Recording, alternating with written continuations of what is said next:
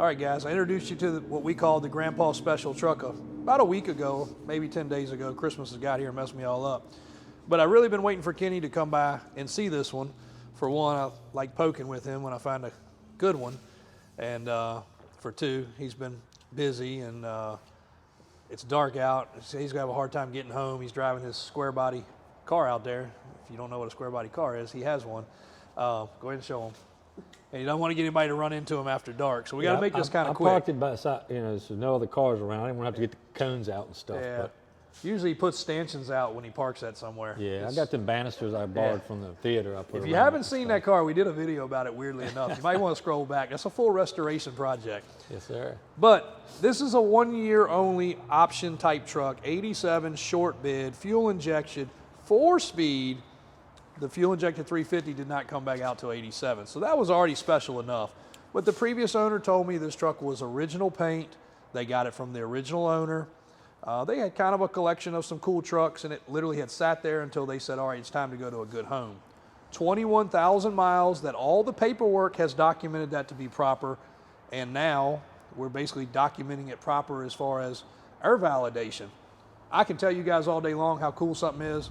Daniel's looked at it. I don't think Brian's looked at it. I had one of my guys in the service shop look at it. We were going to send it up, but it started raining to actually get the oil changed and do a rack video. That didn't happen because of the rain. So I slid under it with a creeper.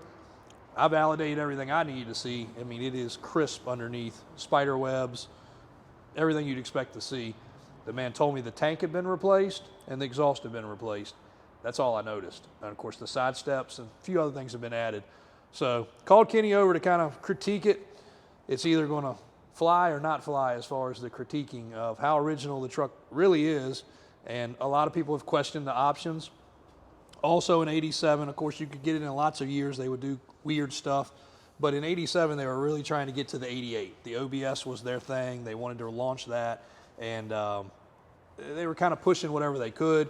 A lot of these trucks had 305s. This is a 350. Single tank, that's weird. Most 350s had duals. It's never had dual tanks because it doesn't have a fuel door and it never had brackets under it, so it's not like that's missing. 4-speed truck, manual interior, but Silverado front end. So anyway, go ahead, take it away. All right. Let's walk around. Look at the trim, look at the paint. Get your flashlight out. One of the first things that we'll talk about is the body side trim. When you look at this compared to the aftermarket stuff that you buy now, the two black stripes right here on the aftermarket trim, one is thin and one is a little bit wider.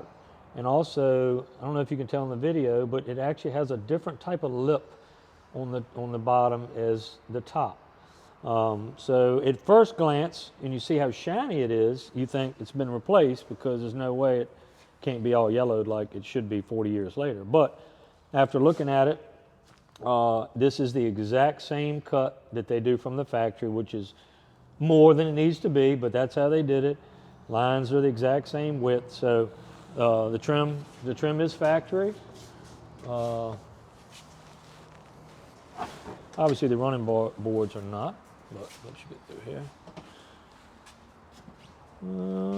We're missing we need to put a plastic bushing on the original striker. Looks like part of that's crumbling away. That'll make the door function a little bit better. But pop open the glove box. I meant to check in there. Everything here see if it's got the. Does it have the codes and all in there still? It's got the codes, but it does not have the actual written out options. Okay. It just has the codes themselves. So. It even shuts like it's got 21,000 miles. Yeah. Hey, look at that. That's probably a really good proof right there. I put a brand new one of these in a truck I did a couple months ago, and I don't think it looked as good as this package tray here. And you did find where you can get those again, right? Oh, yeah. Yep. Holly Are they the same thickness and same quality, or is there a little difference aftermarket to new? I would say it's pretty much the exact same. When you go to mount your speaker, they put like a knockout in there with like 4 or 5 different ways you could knock it out and fold it back. So I kind of had to figure out, you know, the proper way to do that. But yeah, I'd say and as you can see, like all of them, that's why we generally replace them, because this lip right here, for whatever reason, over time, it just lays down. It's supposed to actually be standing up, so it would contain whatever. But over time, they just lay over for whatever reason. But You lay down a little different after 40 years too, right? huh? You lay down a little different after 40 I lay years down. also. I mean, I lay down a little bit different every day, I think. The really part that's different is the way I get up. Yeah. That's the part that's really different. All right. Yeah, we were talking about these a little while ago. I'm used to seeing these bars, you know, on a short bed truck, and we're not sure if maybe somebody actually produced these in this custom length for your toolbox, or maybe somebody just cut the end off and made them whatever length they wanted to. And that obviously was not the toolbox, because I don't think Tractor Supply has been in business No, that they long. weren't in business then. but it probably had a toolbox. They just upgraded Yeah. to that. Another comment was made, and we didn't wash in the bed at all. I did not want to scratch it any further. Bed bolts, they come painted. Yes, they don't sir. come silver. So comment on there where they said the bed bolts have been painted over. They have not been painted over. That's how they came.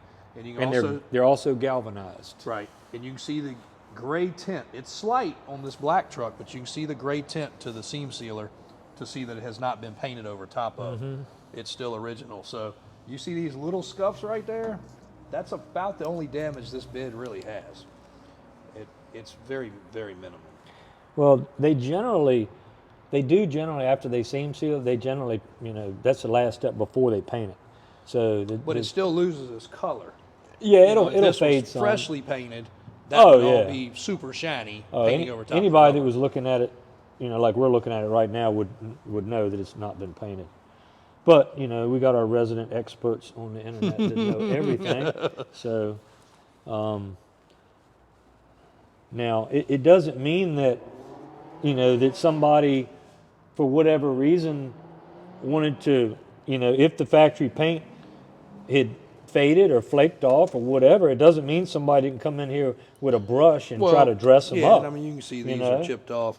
So this here too, I know you remember these. Oh, yeah. These suck, but that's what you got. Like, it was this and a mat Matt. for the bed. That was before bed liners. That was way before spray-in bed liners. Before plastic drop-in liners.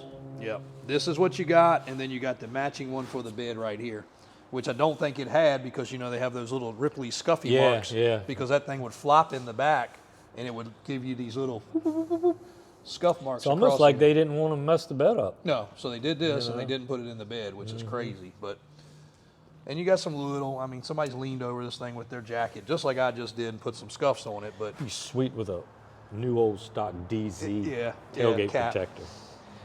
And that's one little detail right there, that it's not a big detail. The paint. But for all the people that, you know, are questioning the paint deal, obviously, if I was going to do this, I would paint the Chevrolet white like you're supposed to.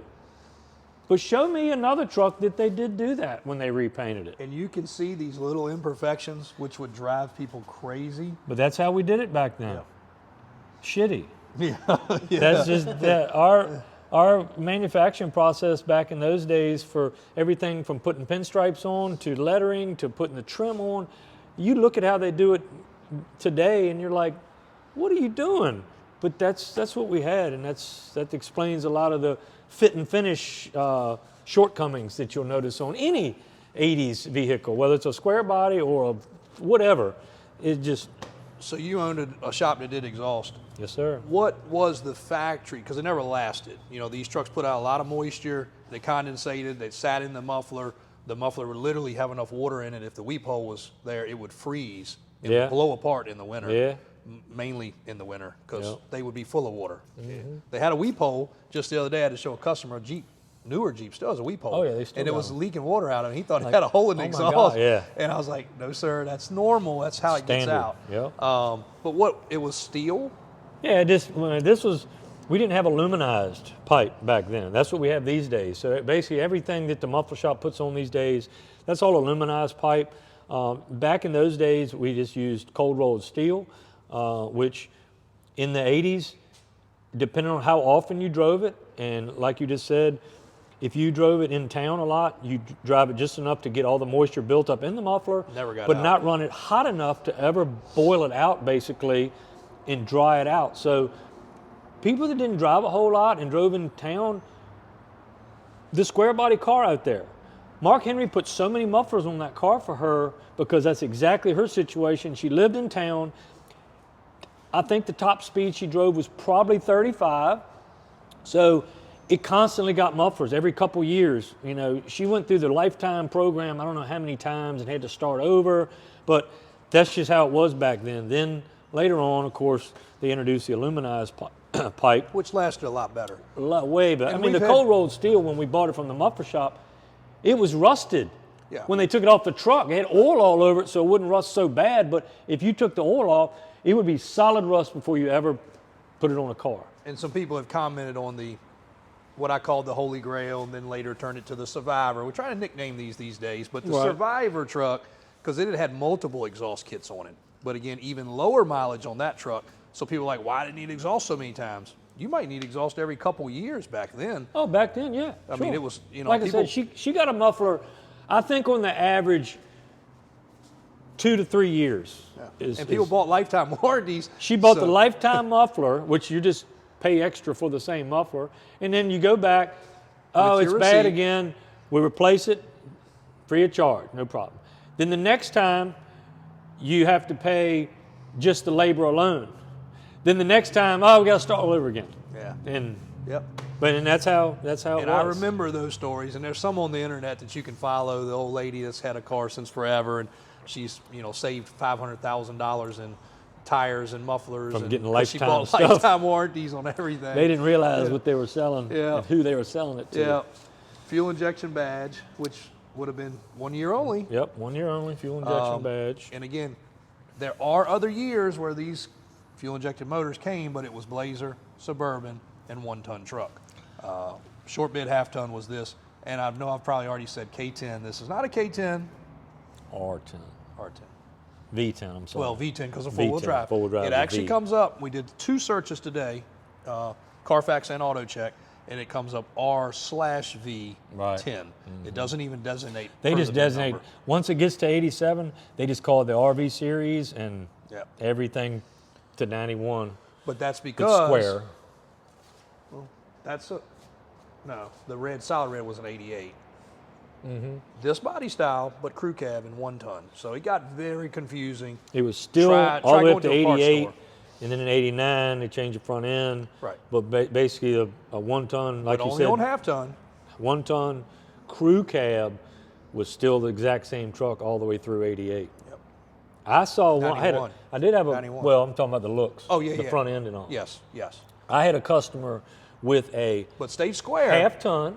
Before people get confused, still stay square. Yeah. It just had the side-by-side headlights like these other trucks have. I had a customer with an 88 badged, titled 88, but it was a rollover 87 C10, mm-hmm.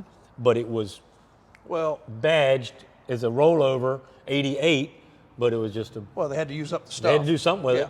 What do we do with this? Oh, and Ford did the same thing. Stamp it. They did the same thing with Super Duties. They ran the old OBS into 97, though they didn't make a 98. They ran it into that, and then they started making the Super Duty in 98, even though it was a 99. Right. There's no 98 Ford heavy-duty truck. No such a thing as a 98. No such thing. 250 or 350. But some of them had production dates in 98. Late and early, but it's still it was the leftover stuff, or 97. Or 97, All right, this back bumper. It's not the standard GM, which neither is that. No, the standard GM bumper has got the exposed carriage bolts on the ends. Yep. I don't know that anything here has that bumper, but some had the Blazer. Most of the time. All these trucks back in those days, when it showed up on the truck, had no bumper. Right. And the dealer put it on. Painted, chrome. Sometimes, I'm not sure if it just depended on the dealer as far as which brand step bumper they used, because basically this one and the other one I'm talking about were really the only two that you saw that got put on these trucks. What you're talking about, similar to this, It's very similar to this, except for it has the exposed Right. carriage bolts. That's right. It doesn't have this rib here, but it's got the diamond plate on the top.